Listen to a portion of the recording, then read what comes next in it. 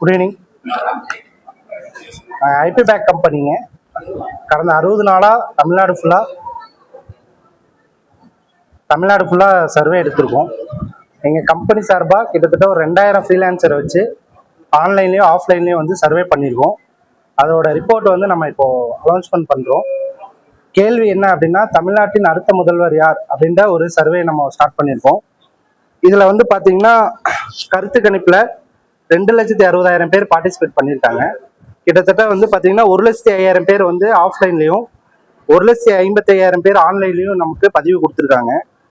இதில் பார்த்தீங்கன்னா மேஜராக வந்து திராவிட முன்னேற்ற கழகமும் அதோட கூட்டணியும் சேர்ந்து 119 இடங்கள் வெற்றி வாய்ப்பு அதிகமாக இருக்கிற மாதிரி சொல்லப்பட்டிருக்கு. அது மட்டும் இல்லாமல் 104 இடங்கள்ல வந்து என்டிஏ கூட்டணிக்கு வாய்ப்பு அதிகமாக இருக்குது அப்படின்னு சொல்லி நம்ம சர்வேல சொல்லுது. 9 இடங்கள்ல தமிழக வெற்றி கழகம் வந்து வெற்றி பெறுவதற்கான வாய்ப்பு இருக்கு. 2 இடங்கள் முதல் முறையா நாம் தமிழர் 2 இடங்களுக்கு வாய்ப்பு இருக்கு. மொத்தமா வந்து பாத்தீங்கன்னா 134 இடத்துல மறுபடியும் ஆட்சி அமைக்க போறது திராவிட முன்னேற்ற கழகம் தான். அது மக்களோட கருத்துல இது வெளிப்படையா தெரியுது. அது மட்டும் இல்லாம பல கேள்விகள் நம்ம முன் வச்சிருக்கோம். இலவச திட்டத்தை பற்றி உங்கள் கருத்து என்னன்னு கேட்டதுக்கு 44% வந்து அனைவருக்கும் கொடுப்பது தவறு அப்படின்ற மாதிரி சொல்லியிருக்காங்க. 31% வந்து தேவையற்றதுன்ற மாதிரி சொல்லியிருக்காங்க. 24% மக்கள் வந்து உபயோகமானது அப்படின்ற மாதிரி சொல்லியிருக்காங்க. நம்ம எதற்காக வாக்கு செலுத்த வேண்டும்ன்றது ஒரு நம்ம ஜனநாயக அடிப்படையில் வாக்கு செலுத்த வேண்டியது எந்த அளவுக்கு முக்கியமானதுன்னு கேட்கப்பட்ட கேள்விக்கு கிட்டத்தட்ட வந்து 36% மக்கள் வந்து ஜனநாயக அடிப்படை உரிமையை காக்க அப்படின்ற மாதிரி சொல்லியிருக்காங்க. 15% மக்கள் வந்து நம் பிரதிநிதியை நாமே தேர்ந்தெடுப்பதற்கான ஒரு வழிமுறை அப்படின்ற மாதிரி சொல்லியிருக்காங்க. 8% மக்கள் நம் குரலை வெளிப்படுத்தும் வழி அப்படின்ற மாதிரி சொல்லியிருக்காங்க. 39% மக்கள் வந்து மாற்றத்தை உருவாக்குவதற்கான வழி அப்படின்ற மாதிரி சொல்லியிருக்காங்க. நம் தொகுதியில் மாற்றம் வேண்டுமா அப்படின்னு கேட்ட இடத்துல 88% எல்லா தொகுதியிலுமே மாற்றம் வேணும் அப்படின்ற மாதிரி சொல்லியிருக்காங்க. மேபி இருக்கலாம் அப்படின்னு சொல்லி ஒரு 9% இல்லை அப்படின்ற ஒரு 3% சொல்லியிருக்காங்க. மேஜரா குடிநீர் பிரச்சனை, சாலை பிரச்சனை, யூத்துக்கு வேலை வாய்ப்பு, இது வந்து யூத்துக்கு வேலை வாய்ப்பு முக்கியம்னு சொல்லி 61% மக்கள் வந்து கேட்டிருக்காங்க. சாலை பிரச்சனை 73% மக்கள் வந்து சொல்லியிருக்காங்க. குடிநீர் பிரச்சனை வந்து 44% மக்கள் சொல்லியிருக்காங்க. குப்பை பிரச்சனை வந்து 74% சொல்லியிருக்காங்க. மின்சார பிரச்சனை வந்து 27% சொல்லியிருக்காங்க.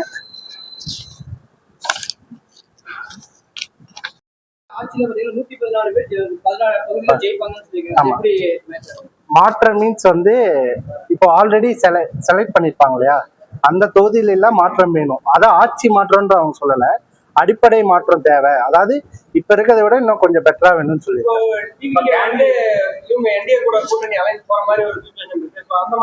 அப்படி வந்தா சூழ்நிலை மாறும். இது வந்து நம்ம முதல்வர் வேட்பாளரை மையமா வச்சு கொண்டு வந்திருக்கோம். இப்போ என்டிஏ கூட்டணி அலைன்ஸ் மாறுச்சு அப்படின்னா டெஃபினட்டா அந்த சர்வே வந்து புரியலைங்க. அந்த மாதிரி அமைக்கும் போது கண்டிப்பா மாறும். இப்ப 2% முக்கியமா வரும்போது கண்டிப்பா கூட்டணி அமைச்சா ஆட்சி மாற்றம் கண்டிப்பா. இப்போ வரைக்கும் வந்து கூட்டணியே இன்னும் ஃபைனல் பண்ணாத தேவையில்லை. இப்போ நீங்க இது அறிவிச்சிருக்கீங்க, இது எப்படி வந்து இது முதல்வர் அதுதான் நம்ம அனௌன்ஸ் பண்ணோம். பிரஸ் மீட்டிங் நம்ம அனௌன்ஸ் பண்ணியிருக்கோம், லெட்டர் கொடுக்க போறோம். முதல்வர் வேட்பாளரை மையமா வச்சுதான் ஒவ்வொரு தொகுதியிலையும் நம்ம எடுத்தோம். அதுதான் அதை மையமா வச்சுதான் நம்ம எடுத்தோம். ஆமா, கட்சி மாற்றம் கேட்கல, கேண்டிடேட் சேஞ்ச் கேட்கிறாங்க. ஒருவேளை இந்த தடவை பழைய எம்எல்ஏ மாத்தி அமைச்சா கூட மறுபடியும் அதே கட்சி வின் பண்றதுக்கான பாசிபிலிட்டிஸ்.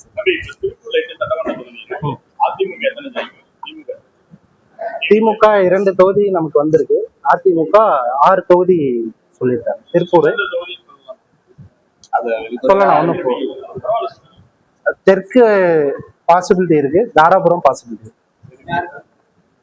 திராவிட முன்னேற்ற கழகத்துக்கு. மீதி 6 தொகுதியுமே ஏடிஎம்கேக்கு தான் பாசிபிலிட்டி. இதுல 160 தொகுதி வந்து டிவிகே 2வது இடத்துல இருக்காங்க. அதுதான் மெயினா நம்ம பார்க்க வேண்டியது. புதுசா வந்த கட்சி 160 தொகுதி கிட்ட 2வது இடத்துல இருக்காங்க. ஆக்சுவலாக வந்து போன தடவை விட இந்த தடவை டிஎம்கே ஒரு 4-5 சீட் எச்சாவே வரும். போன தடவை வந்ததை விட திராவிட முன்னேற்றத்துக்கு கொஞ்சம் அதிகமாகவே வரக்கான வாய்ப்பு. ADMK ஓவர் கம் பண்ண முடியும். பண்ண முடியும். அதுதான் இப்போ வந்து இந்த நாளோட இந்த நிமிஷத்தோட நிலவரம் தான். கூட்டணி மாறினா மாறும். இன்னும் அவங்களோட கூட்டணி மாறும் போதே சர்வே இது வந்து நம்ம இப்ப கல நிலவரம்.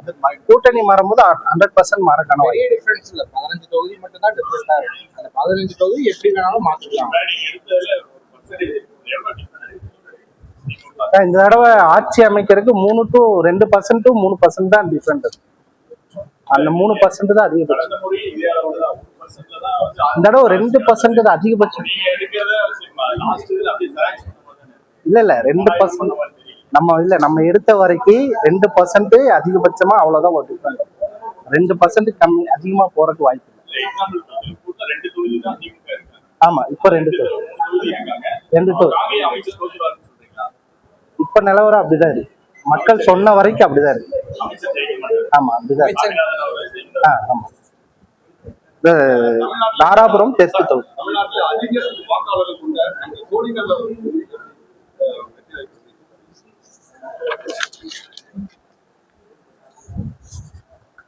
சோழிங்கநல்லூரா? ஒரே போன்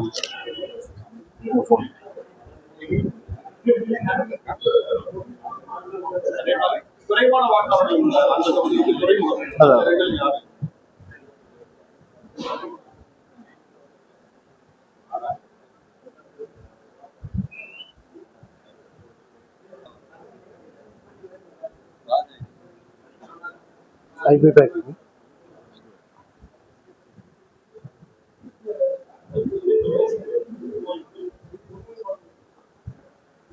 சோழிங்கநல்லூர் தொகுதியில வந்து பாத்தீங்கன்னா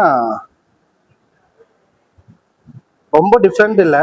ஒரு 3% தான் டிஃப்ரெண்ட் இருக்கு. டிஎம்கே தான் முன்னிலை.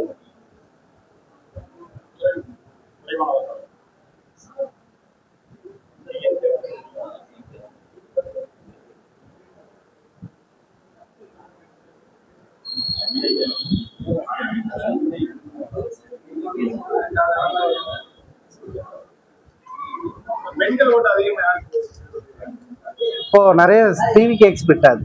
பெண்கள் ஓட்டு, இளைஞர்கள் ஓட்டு டிவிக்கு.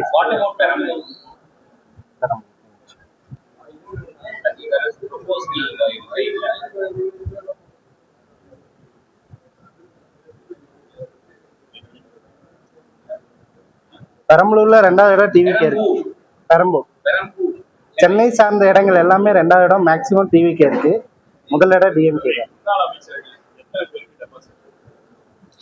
காங்கேயம் கண்டிப்பா தோல்வி வாய்ப்பு இருக்கு. ஏன்னா அங்க யாருமே இது வரைக்கும் வரலாறுல இது வரைக்கும் நின்றவங்களே நின்று ஜெயிச்சது கிடையாது.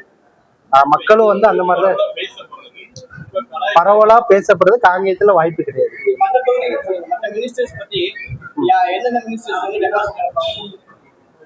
இல்ல மேக்சிமம் எல்லாருக்கும் வாய்ப்பு இருக்கு.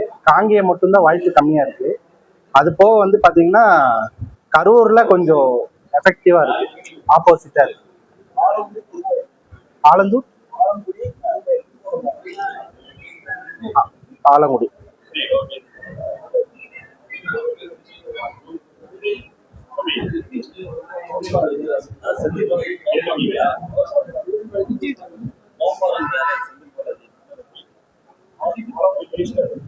ஆலங்குடி திராவிட முன்னேற்ற திராவிட முன்னேற்ற திராவிட முன்னேற்ற லிஸ்ட் எல்லாத்துக்கும் அதிருப்தி இருக்கு மக்கள். 2வது இடத்துல டிவிகே இருக்கு கரூர். ஆமா விஜய் நிக்கிற இடத்துல அவர் ஜெயிப்பாரா? சென்னை சரௌண்டிங், திருநெல்வேலி சரௌண்டிங் நின்னா கண்டிப்பா வெற்றி வாய்ப்பு. ஏன்னா அதிக ஓட்டு அங்கதான் விழுந்திருக்கு அவருக்கு. சென்னை சரௌண்டிங்ல விஜய் நின்னா கண்டிப்பா வெற்றி வாய்ப்பு. விஜய் திருநெல்வேலி சரௌண்டிங்ல நின்னாலும் ஜெயிக்க வாய்ப்பு.